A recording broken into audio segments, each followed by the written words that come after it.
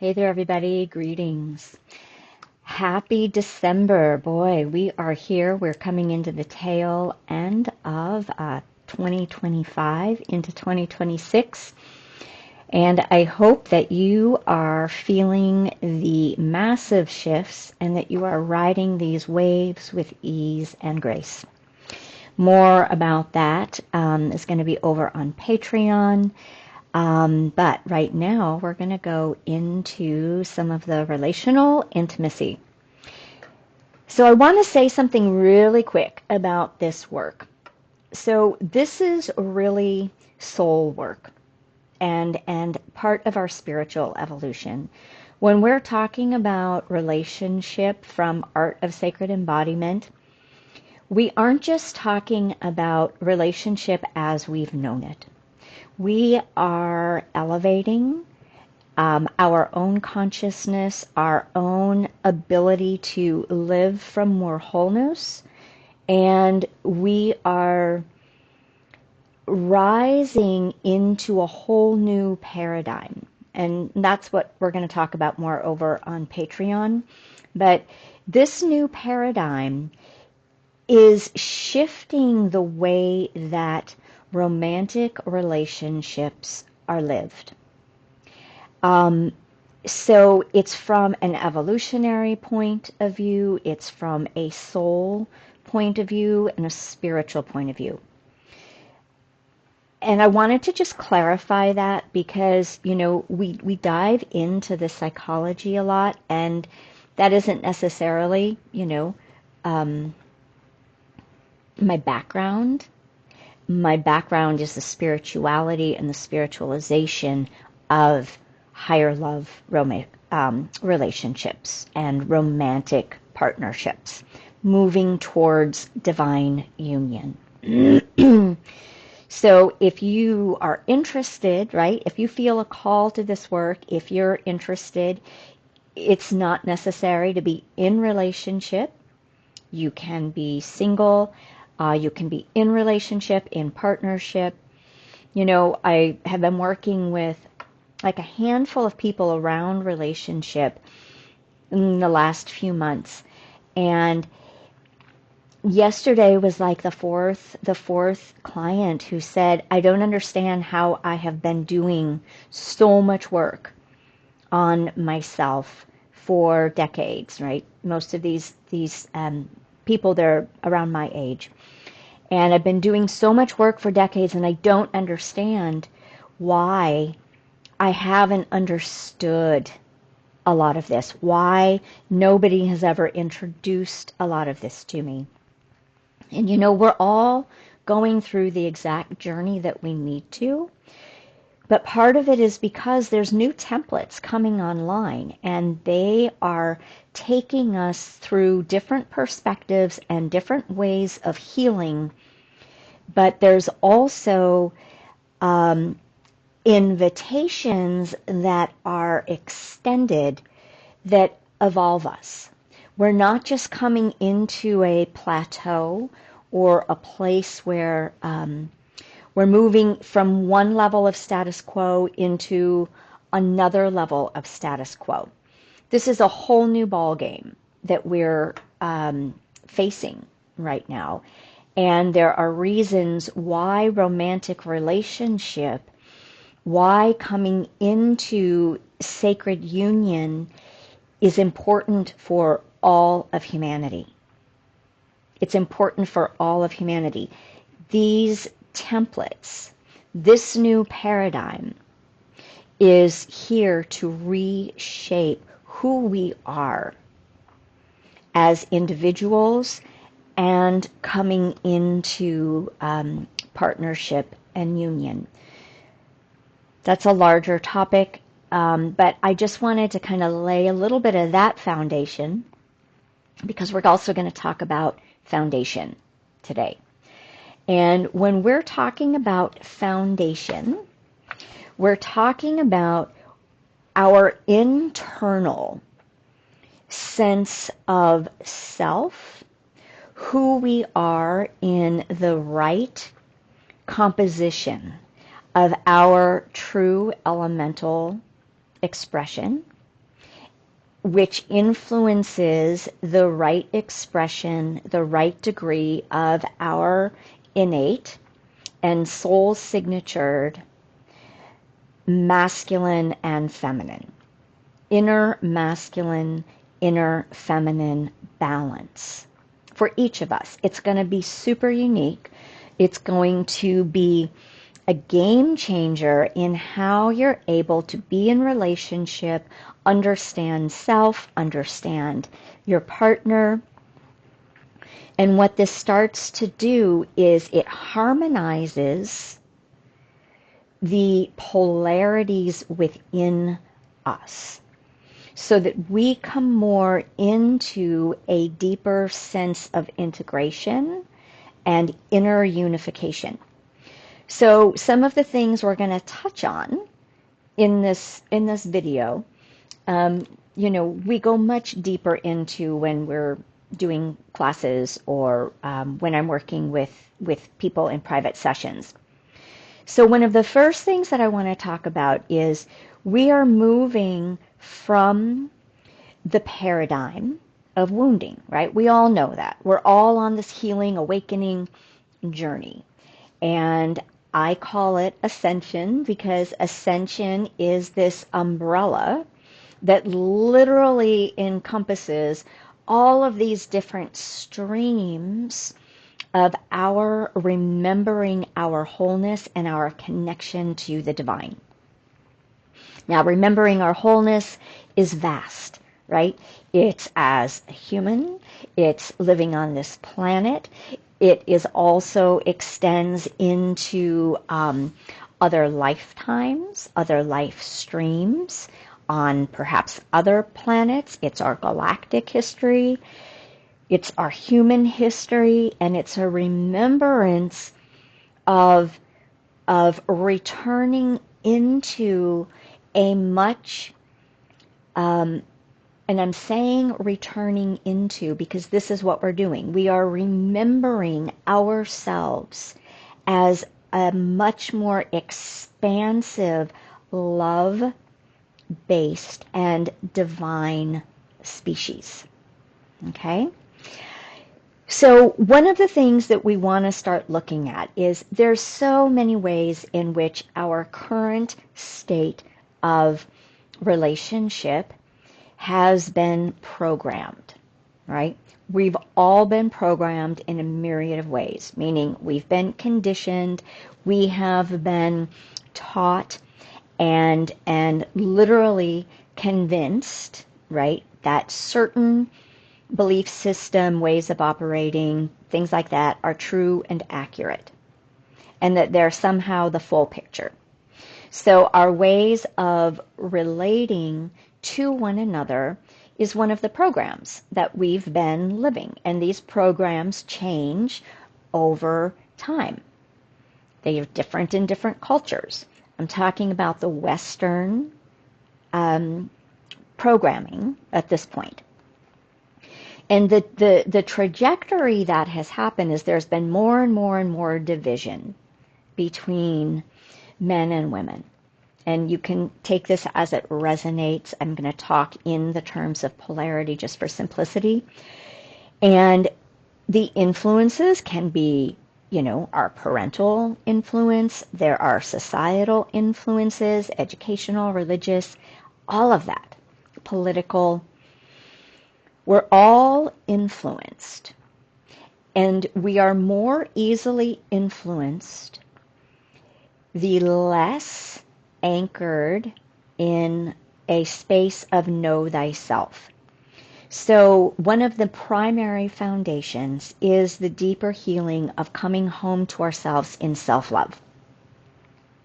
Self-love is paramount in coming into higher levels of love. We are starting to eliminate the consciousness of dependency, i.e. codependency. We are, and these all happen through phases and stages. We are healing our crippled, childlike, we could say sort of more teenage way of operating from a limited emotional, mental, spiritual, relational IQ, intelligence quotient, and we'll add embodiment in there. And we have very distorted ways of viewing and seeing the masculine and feminine expressions. There's a lot of toxicity that forms division. Now, over the years, I've talked about the pendulum swinging, and that pendulum can lead to, man bashing, women bashing, right? Blaming and projecting the toxicity on one gender. And that's completely false. We are always attracting to us the frequency that is within us, whether we're exhibiting it or not. We are always in the early stages of our life, particularly now because we're moving out of karmic relationships. Those karmic relationships are those that have a purpose, but we want to know they have a purpose. The purpose is not to spin in toxicity, not to spin and living from the wounding of both or triggering one another, but it is to remember, oh, this relationship, this person that I've attracted to me and I've been attracted to because karmically they are showing me my wounds. Now, what we want to do is we want to look at the other person's, wounds and where they're messed up and where they're wrong and where they're bad and where they're, toxic or narcissistic or any of those things. But we don't end up in that kind of relationship if we aren't already vibrating at that frequency. If we don't already hold the stories that match. Okay? So we're moving out of that. But what that requires is we have to each learn to take self-responsibility. We have to learn to look within us first and foremost, not at the other person.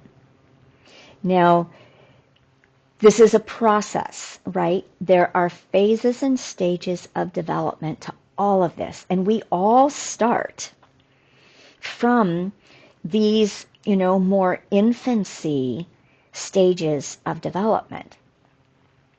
And what we're doing is we're moving into higher levels of maturation and mastery.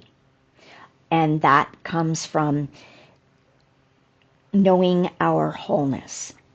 Now, there are a lot of ways in which our foundation gets skewed. And I'm just going to go through a couple of these that I have listed. So, first of all, a faulty foundation, which is going to leave us dependent and in unhealthy cycles, is because it's not solid. It's not solid based on a solid sense of self, number one. So we're going to be drawn to other crippled individuals. I remember when I first got sober, my partner that I met in AA, we kind of had this joke, and we didn't, I don't think, realize like how accurate it was.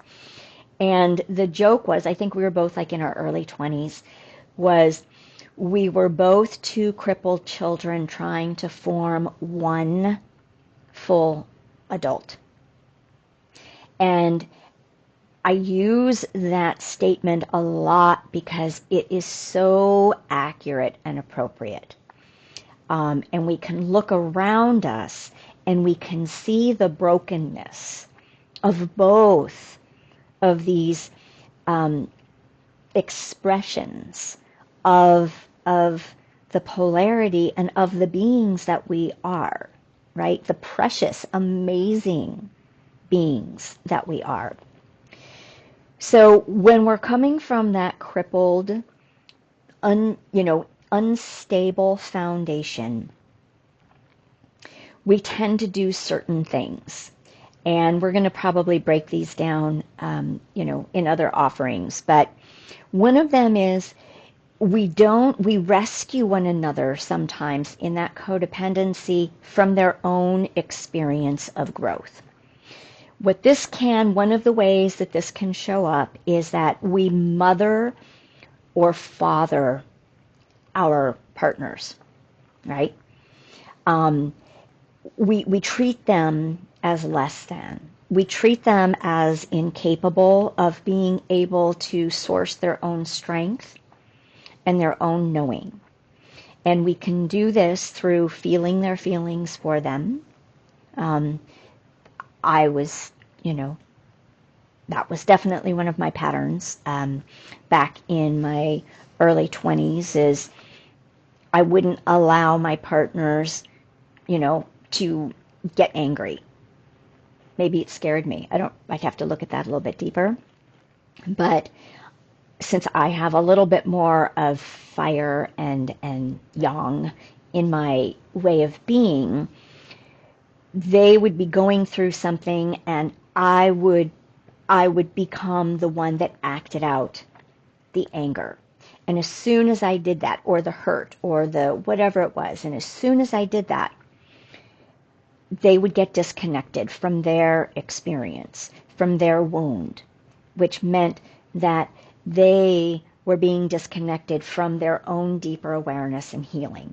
So when we're mothering and caretaking for our partners, mothering or fathering, I feel like it's become much more prevalent that women sort of they treat their masculines like they're children somehow, right? Like they aren't capable of making choices or decisions. And I think it's really kind of apparent, like in my generation, and maybe so I'm in my 60s, and maybe a little bit older than that. And that's a deeply, deeply crippling and disempowering way to be with our partner. And there are many reasons why we do that. We blame the other. And, I see this a lot. Just the way of everything that the other is doing is wrong, and they're the problem, rather than recognizing, oh, what is my part in this? Because there's never just one person that is like to blame. It's both wounds clashing and not having the skills of listening, of communication, of being able to be vulnerable, of being able to be in their truth. These are skills, right? These are tools that come from embodiment. And this is part of when I was talking to one of my clients, and I heard this again. That's what I was trying to say. Like you're doing great for the paradigm that you've been working in. We're in a brand new paradigm, and it operates very differently. So these are some of the skills and tools that take us to a whole other level beyond conscious relationship into the preparation for or into sacred union. So being self-accountable, paying more attention to what is my part in this exchange than the other person's part.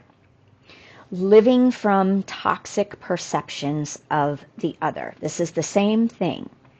But when we're looking at our partners, and there are many terms that are used today that I personally believe are sort of thrown around a little bit loosely. And, narcissistic is one of those terms. I think that, yes, there are truly, narcissistic tendencies and behaviors that have been cultivated in our culture. But I don't think that, that should be as loosely thrown around as it is. People are wounded. That's the bottom line. They're wounded. They're hurt. They're acting from being hurt. Their suffering is creating suffering within the whole, maybe the whole family, right? But it never is one-sided. And we always want to remember, we receive what we attract. And so there are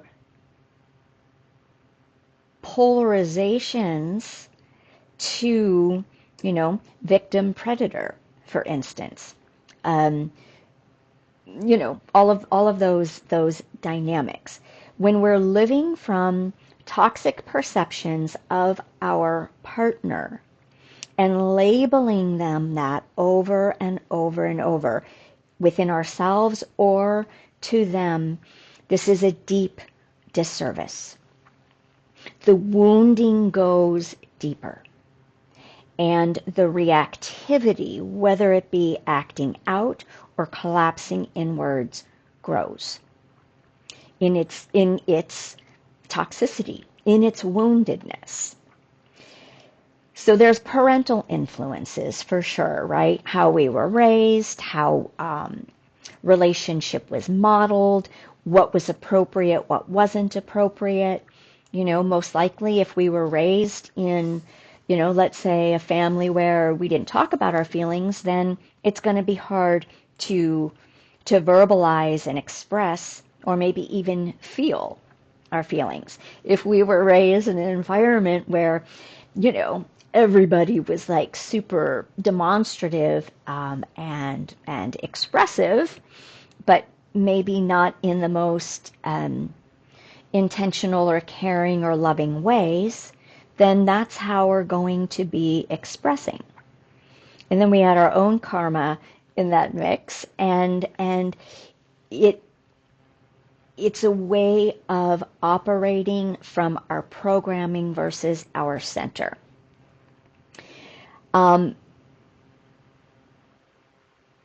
What we're doing and where we're moving from the deep levels of embodiment and self-love is we're learning to live from a place of our own wholeness and truth, a place of our own self-honor. We're able to self-source so that we can individuate karmic need from holy need and right aligned communication. And it doesn't need to be, stoic, but it's an organic process that the more that I love me, the more that I honor myself, the more I'm going to be able to do that for my partner. The more that I'm going to be able to give them the space and their own individuation to be who they truly are and how they need to be. And I'm going to be able to trust that we're going to navigate through deep alignment, meaning our frequencies are going to match up. Just like they match up in karmic relationships and sort of, create blow-ups, which are meant for our learning if we choose to look at it that way, or alignment, and just coming into more and more alignment. So these are two very different ways, and how that operates is each individual whether you're in a relationship or if you're just preparing yourself to be in partnership. There's a very different experience when we're looking for partnership. We want to be in partnership, right? We want a relationship. And that sometimes will come from, that deeper need. And maybe that's a holy need. Maybe that's like more of a karmic wounded need. But when we're preparing ourselves for right aligned romantic relationship, that begins to really stabilize that foundation, and we gain that faith and trust that right alignment is going to come to us, and we're going to be drawn to them, not from the chemistry and the tension, right? Or that sexual desire that tends to be karmic, but from that deep grounded place of joy and peace and like openness and safety, because we've married our own masculine and feminine, which means that we're marrying our own head and heart. Masculine is that thinking center. The feminine is the feeling center in this expression. Right, we're doing deeper feminine work. That womb space is the feminine. The heart space is the marriage point between the head and the heart. So, there are many little maps that we can use to support the inner union. So foundation, when you have created your foundation within you, your navigation of partnership is going to happen with continuous health and vitality and alignment and ease and peace. And that may not mean that, depending on where you're at in your learning process, you might have a couple conscious relationships, and each one ideally should elevate you to your next level, both of you, to your next level of centeredness, groundedness, openness, connectedness. And then as we move towards sacred union, we're moving towards more of that climax, so to speak, of wholeness, where wholeness comes together with wholeness, where alignment and honor comes together and just blooms within the coupledom. So I think that's all I'm going to say on foundation for now. So I hope that this sort of shed a little bit of light, gives you a little bit of tools if you're navigating some of this on your own. And of course, to reach out to me, links are always below in the description box. So have a beautiful day. Be well.